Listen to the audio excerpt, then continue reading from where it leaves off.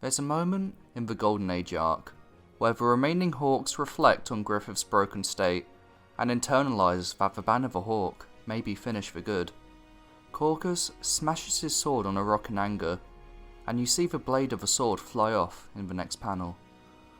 Although this may be a small detail, it was the first time I really noticed how Miura incorporates the fantastic use of motion in Berserk. Miura ensures to make the pages strike out to the reader, making each page and panel flow naturally and organically. The solemn sad nature of the Hawks deciding what to do next, matched with the motion of a blade being broken and flying across the page, adds a layer of aggression and hopelessness to a rather static, even picturesque scene. Another one of my favourites is Serpico damaging Guts with a tree branch in Conviction. Miura uses fantastic paneling composition here to show how quick the action of throwing the branch was, so much so that some readers even miss this on their first read. Look how small the panel is of a tree branch compared to the rest of the page.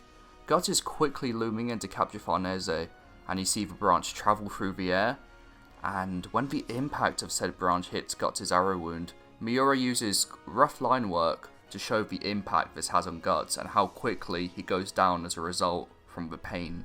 You can even subtly see Serpico shake his hand quickly back into a neutral position. It's a small detail one may miss, but it conveys to the reader how quickly the event happened in real time, and it makes the event spring to life in front of us. Subtle movements of characters are often conveyed throughout the series, with head movements being a favourite of Miura's in particular. Look at this panel in Fantasia. Guts gives a quick, reassuring nod to Farnese to encourage her about the task to create the barrier of the Four Kings to protect the seahorse. It's subtle, but this sense of movement adds another layer to this scene. It shows that Guts believes in Farnese, and it gives Farnese the confidence she requires to complete the task ahead of her. As noted in the Serpico throwing the branch scene, Miura often uses harsh, sketchy line work around his detailed drawings to convey both a fast-paced speed and the slowing down of motion in specific events in the series. One of the most effective use cases is after Griffith's rebirth, when Guts immediately springs after his enemy. The way Miura uses his line work to convey the starting and stopping of motion helps add to the emotional punch of this scene. Guts was so enveloped in rage upon seeing Griffith again that he almost became the movement that he's representing. This may not make much sense, but let me explain. There is a frantic sense of motion that Miura is conveying through the warped nature of Guts' face. For example, look at his eye. And for thick line work. This represents, to me at least, that nothing else mattered to Guts at that point. He was like a wild beast looming on his prey, Griffith, and the line work and the warpness add to this sense of urgency. Hearing Casca again was enough for Guts to stop himself, and we can see this with each subsequent panel, with the speed lines slowly fading until they are no more. Guts is completely stopped. This would have not nearly had the same amount of impact if not for the movement demonstrated by Miura here. He's an expert of his craft, and it really showed in this scene. Irvine is pretty much the apostle poster child of a raw kinetic energy that Miura puts in to bring the motion to life on his pages.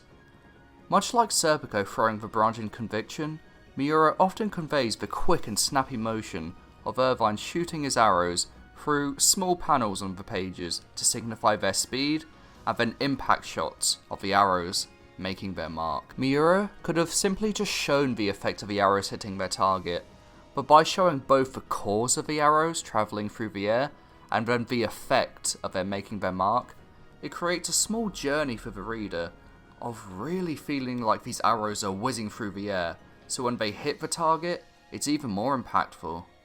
This is amplified when Irvine goes into his apostle form, and the sense of motion is increased tenfold. The idea of cause and effect I've discussed is still in play.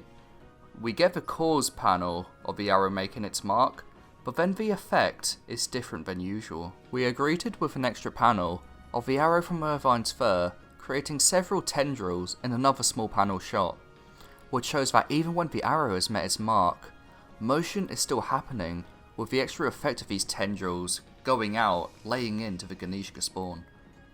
It may seem like a little detail on first reads, but on rereads it can really lend to the atmosphere and kinetic energy of a scene.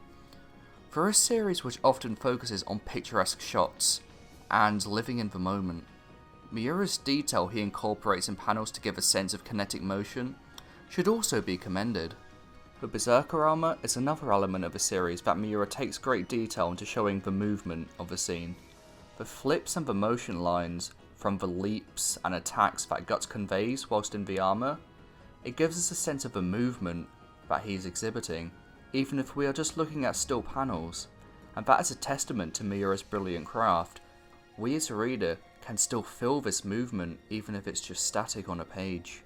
Not only are the combat abilities that Guts exudes whilst in the armor, like I pointed out before with the flips, but also how it affects his body is brilliantly conveyed through motion. Guts' arm clicking back into place and how deformed the hand looks, and the motion lines of the hand twisting and turning, it shows how painful the process is.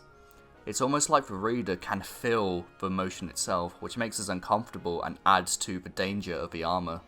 One of my favourite panels regarding the Berserker armor is when Shirake grabs onto Guts, and Miura incorporates dark shading to show the armor forcibly being ripped off from Guts' arm. It reminds me of a symbiotic relationship in a sense, like I'm imagining something like Venom from Spider-Man, where the armor is forcibly being ripped off from Guts' arm, like it's being peeled off like a plaster from a wound. Miura can bring both picturesque and a sense of motion and movement to his stories and pages. He never abandons one element for another. There are probably some bigger examples I've clearly missed about the effective use of motion in Berserk, but what are some of your favourites?